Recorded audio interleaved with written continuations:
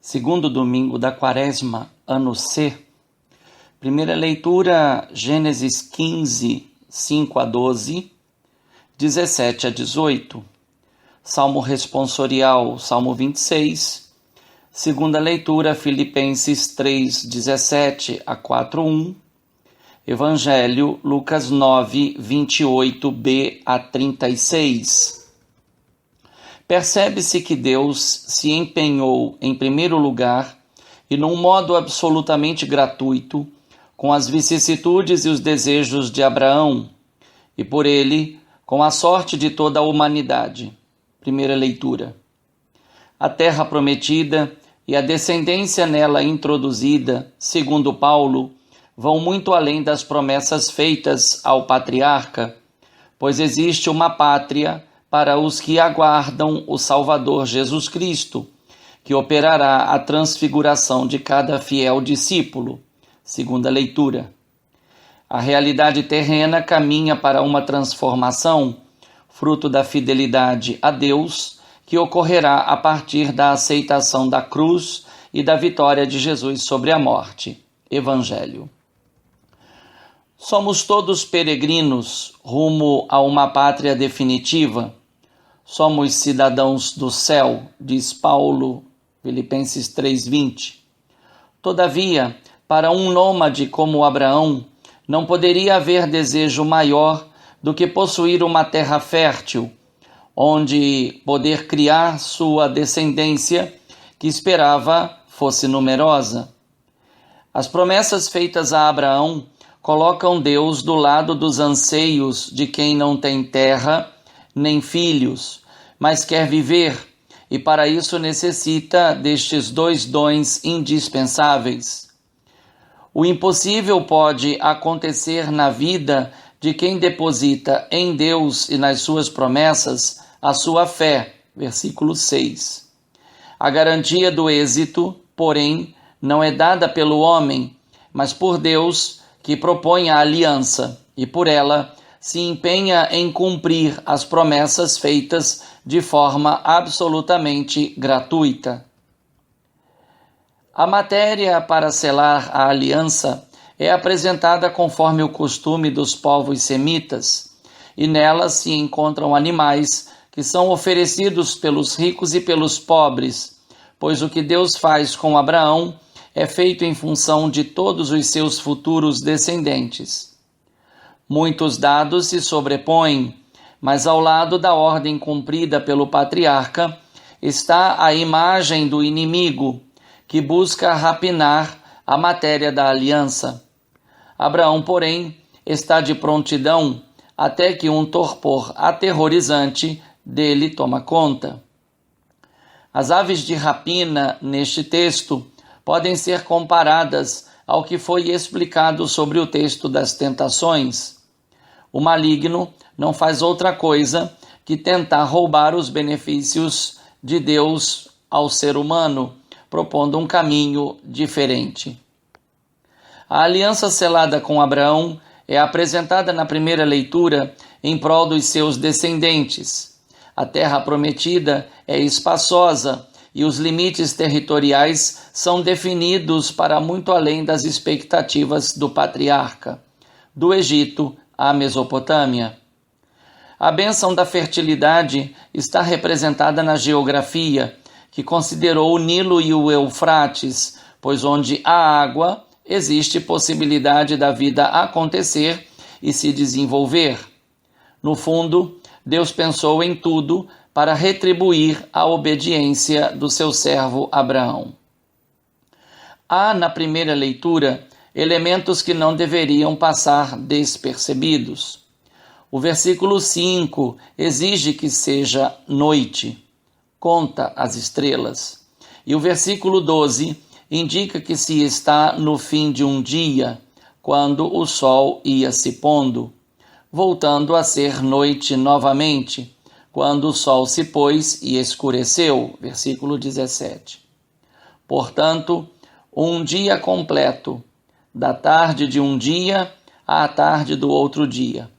Isto evoca a dinâmica da criação, narrada na primeira página da Bíblia, Houve uma tarde e uma manhã. A promessa de Deus e os atos de Abraão estão marcados pela fé, versículo 6, e pela dúvida, versículo 8. Tudo ocorre dentro de um diálogo. Deus prontamente faz a promessa e orienta Abraão quanto à aliança. A divina iniciativa é acolhida pelo ato de fé de Abraão, que necessita ser esclarecida.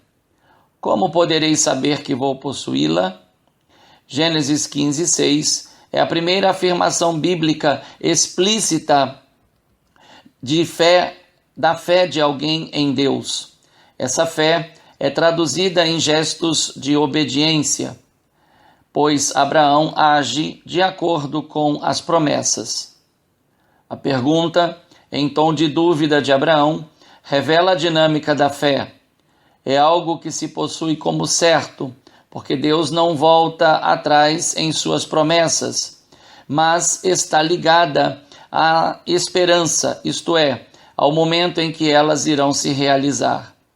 Esta expectativa foi exaltada na carta aos Hebreus, ao revelar que a fé do patriarca foi continuamente colocada à prova, conforme Hebreus 11, 8 a 19.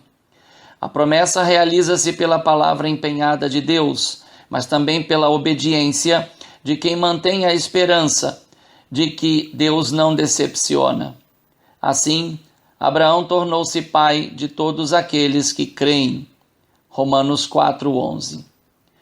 A dinâmica da fé e da esperança, isto é, do já e ainda não, demonstra que a salvação acontece na vida que percorre um itinerário de envolvimento com as promessas divinas. Deus faz uma promessa ao ser humano porque deposita sua confiança nele. Isto é, Deus dá ao ser humano a fé pela qual este pode dizer sim a ele. A expressão mais clara deste relacionamento acontece no diálogo entre o arcanjo Gabriel e Maria. À proposta de Deus, Maria responde: Eu sou a serva do Senhor. Faça-se em mim segundo a tua palavra. Lucas 1:38.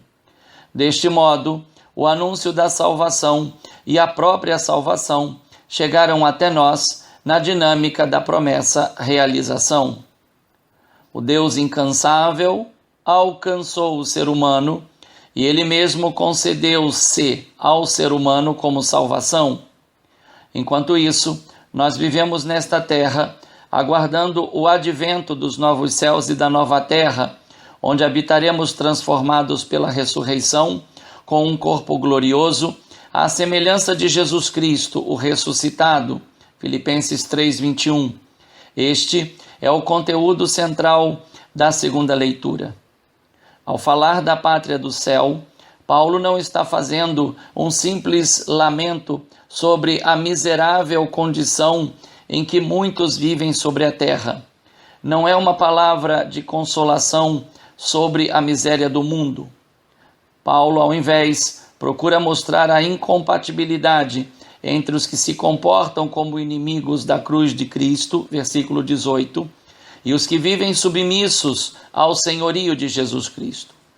O alerta é feito a fim de que a salvação não seja confundida com uma acomodação entre desejo humano e realização humana.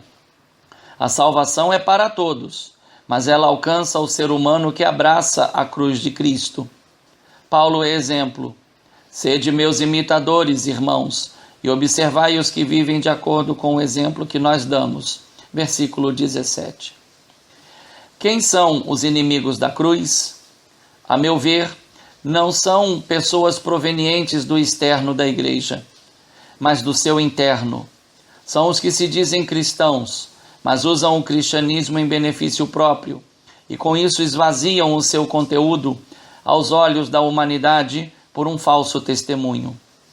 A história mostra que muitos utilizaram e ainda utilizam o Evangelho para justificar comportamentos e sistemas que são contrários à genuína vida de fé. É um escândalo que busca justificar-se, onde a culpa do que de mal acontece entre os seres humanos não é do mundo, mas dos que vivem a dinâmica da cruz. Do anúncio e defesa que Paulo faz da cruz, adentramos na mensagem do texto sobre a transfiguração de Jesus, que mostra a realidade e o valor do corpo humano em confronto com algo superior e indizível pela linguagem humana. Seu rosto mudou-se de aparência e sua roupa, ficou muito branca e brilhante. Versículo 29. O texto das tentações, lido no domingo passado, e o texto da transfiguração mostram que os dois episódios estão profundamente interligados na dinâmica da promessa-realização, pois são temas cristológicos que são tratados no contexto da revelação de Jesus como Messias. O episódio da transfiguração está carregado de pontos fundamentais da experiência de fé, tanto do Antigo como do Novo Testamento, porque é um texto pós-pascal. Moisés e Elias estão revestidos de glória, isto é, já participam de uma condição nova. No dizer de Paulo, são cidadãos do céu, mas comprometidos com a vitória de Jesus na terra. Em outras palavras, os representantes, respectivamente, da lei e da profecia, já estão revestidos de glória, porque foram beneficiados antecipadamente pela vitória daquele com o qual conversam sobre a morte que Jesus ia sofrer em Jerusalém. Versículo 31. O sofrimento e a cruz aqui em nada ofuscam a transfiguração de Jesus. Ao contrário, os dois elementos, unidos à presença de Moisés e Elias, mostram como um discípulo de Jesus pode ser também transfigurado. Pedro, João e Tiago são as testemunhas qualificadas desta experiência em que se verifica a realização de todas as promessas do Antigo Testamento, o que faz uma boa ligação com a primeira leitura. Se naquele tempo Jesus tomou consigo Pedro, Tiago e João, no nosso tempo ele toma consigo cada um de nós. Estamos diante de uma ocasião única para encontrar Jesus transfigurado e fazer a experiência destes 3 discípulos. E esta experiência, Paulo a propôs aos cristãos de Filipos. Ele transformará o nosso corpo humilhado e o tornará semelhante ao seu corpo glorioso, com o poder que tem de sujeitar a si todas as coisas. Filipenses 3:21. A incompreensão dos discípulos diante da transfiguração do corpo de Jesus, que escondia toda a glória de Deus, confirmação da encarnação e antecipação da ressurreição, serviu para Lucas levar os seus ouvintes leitores a refletir sobre as suas atitudes erradas no confronto com o anúncio vitorioso de Jesus sobre a morte. É, por assim dizer, um antídoto ao escândalo da cruz. 2 pontos particulares chamam nossa atenção. O primeiro deles é o sono dos discípulos diante da intimidade de Jesus com Deus através da oração.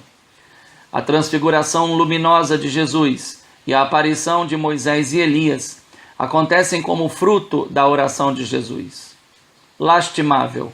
Enquanto os discípulos dormem, Jesus mostra quem ele é. Qual o significado desse gesto revelador? Moisés e Elias conversam sobre a morte que Jesus ia sofrer em Jerusalém. Versículo 31.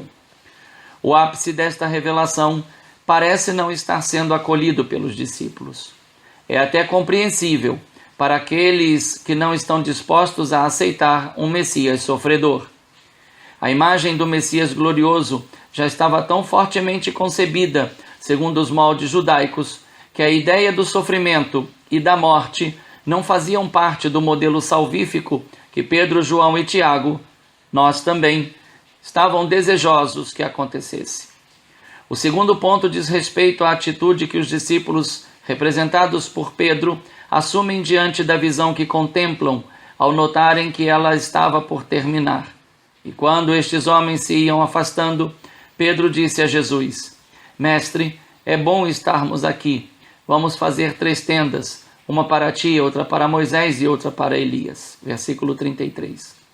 A proposta de Pedro é exclusivista, uma revelação dada só aos eleitos, uma forma de Lucas apresentar a rejeição à gnose? Talvez. Com isso, deixam de fora todos os outros discípulos que ficaram na planície e que deveriam acolher o Cristo transfigurado pelo testemunho e pela fé dos que participaram do evento.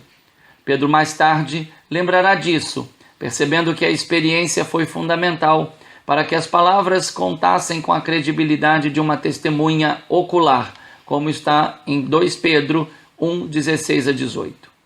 Para vencer estas atitudes erradas, foi necessária uma nova intervenção do alto, nos moldes das teofanias do Antigo Testamento.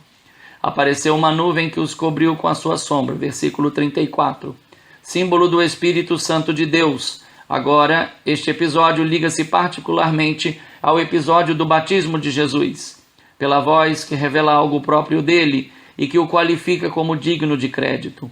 Este é o meu filho, o escolhido. Escutai o que ele diz. Versículo 35.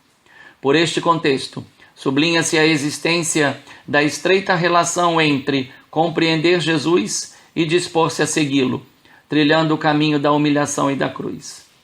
Acolher um Messias sofredor exige a disponibilidade de aceitar o nosso próprio sofrimento e o nosso próprio fracasso.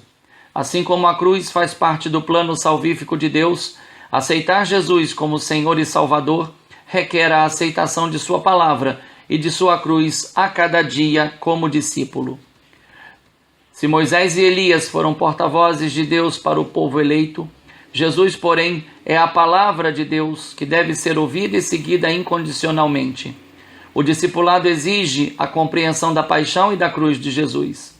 Ao lado da narrativa de um episódio importante para a revelação da identidade e da missão de Jesus, está uma realidade da igreja, pouco conformada com o conflito, com a perseguição, com o sofrimento e tentada a todo custo a evitar o escândalo da cruz.